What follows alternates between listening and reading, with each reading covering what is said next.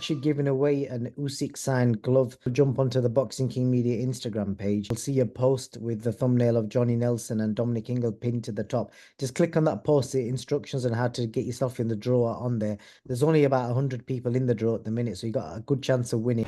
Boxing King Media, powered by BYD and the Riyadh season. Mr. Big Baby Jarrell Millet, Trafalgar Square. Never seen you in London before. Yeah, I haven't been here in a little while, but it's fun to be back, and we're gonna make the best of it. Go on, man. Was you always planning to come to this, or is this like a last minute thing? We were planning about 2 weeks ago, talking to Spencer Brown, and he said, man, let's pull the trigger. I'm not really doing nothing for the next week and a half, but we're gonna go back into camp. We don't know what we're getting to camp for yet, but we start camp. You've obviously been part of the Riyadh season events more than one occasion. Yeah. What has this one compared to the ones you've been at? I'm not too sure. I just got here, so I'll let you know by tomorrow. This is my first day in England this morning, so but I know when it comes to Turkish out here, man, I know it's gonna be some great shit. So. You all seen the build up to the fight week. The big talking point this week's been Don Charles, Daniel's trainer, not being here every day, and there were some rumours circulating that he wasn't part of the team anymore, but it was corrected that he's been ill. Do you think things like that could disrupt a camp or a fighter?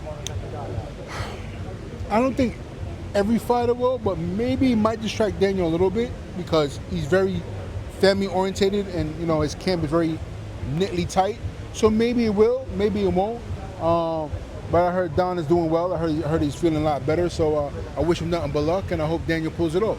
You saw both of them in shape. I know when I actually spoke to Daniel after your fight with him, and one of the things he said to me is, Jarrell is my brother for life. So I don't know what you said to him in the changing rooms. Yeah. I forgot to always ask you that. What did you say to him? No, man, says all love, brother. I mean, I'm happy that you pulled it out the bag, and he helped me be a better fighter too, because like I said, it was something I needed to be back on a big stage. Gave you that wake up call. Yeah, gave me that wake up call. He got me in front of viewers, and it was more like, all right, if Big Baby comes in shape, we know what he can do. You know what I mean? That felt was the last minute call. I did what I did, best I could do that night. You see what I did with Andy Ruiz. Now I'm ready to get active again. I'm ready to go.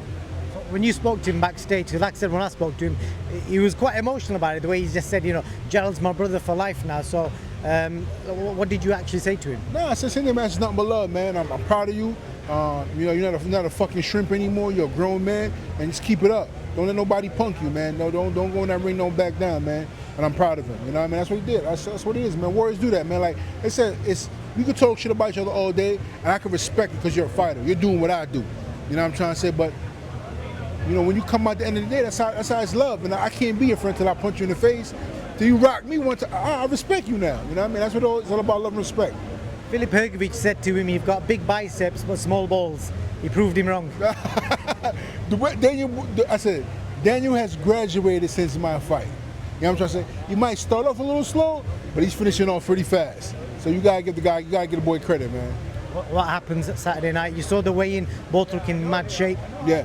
I think Daniel's gonna start off a little slow. He need to use his jab, but I feel like AJ slows down after 5-6 rounds, and that's when Daniel picks it up. So I'm hoping Daniel picks it up around a little earlier, move his head, don't get hit with shots, and knocks AJ out. No fight week is complete without Jarrell Miller running up on someone. There's so many heavyweights here. Who are you running up on? I don't know yet, man. I see Chisora. Josie Parker, Chisora. Oh, no, I definitely won't be running up on Parker. That's my boy. Maybe Chisora. Yeah. Chisora wants to get something going on. But I don't know. We'll see. Yeah. See how I feel, There's no name coming to my head right away, but I heard Chisora's looking for a fight, so, As an American, what do you like about London? The fight world, man. The boxing is big in London, man. It's a whole different atmosphere in America. You might get fight week like when the Canelo and Floyd fights, but right now, unfortunately, boxing is super dry in most areas. You gotta put a stacked card. I think only 3 places you'll get a good, decent boxing card is New York, Vegas, and I think Miami does a lot of UFC, a lot of mixed events. I think Miami, Florida, you get some good events too. But right now, man, the heavyweight division is super dry, and you need somebody that wants to really spice it up, and you got to put the money up. I think Turkey will do it, and I'm the fighter that's willing to go in the ring and battle it out. Let's get it.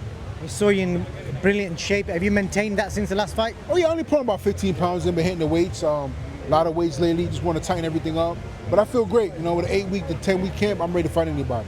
How was it proving people wrong? Because you will have seen in the narrative's always been, oh, because of the past, that's why you had all that energy. And you proved everyone wrong. I mean, listen, it's always, like I said before, if I knew what I knew now about how reason why I failed that test, I never would have failed. There's a lot of mixed information when it comes to drug testing, and people need to understand. As a fighter, I did everything on my own. I basically was like managing myself. I had a manager, but I was doing a lot of shit by myself. My promoter at the time wasn't doing shit for me. I had to do it by myself. So mistakes that were made was because I had nobody really watching my back. You know what I'm trying to say? Now, a couple years later, I'm a free agent. I know exactly what's going on. I know how to deal with certain things. I know the proper protocol of doing certain things. It's a different story. You know, I don't have $1 million promoter and $1 billion promoter like AJ and these guys doing, and $1 billion doctors these guys have. I had to learn trial and error, and I had to pay for it. This is the last thing. We're in London. I've got you to drop me some bars. Do you reckon you could just sign out with something? Yo, you the fourth person. I always do it. What's some of these bars, bro? You couldn't rap, man. Tomorrow, I got bars for everybody. Okay. Right now, I got no bars right now. I got no. Jarrell Miller, thank you, brother. Thank you, brother. Thank you.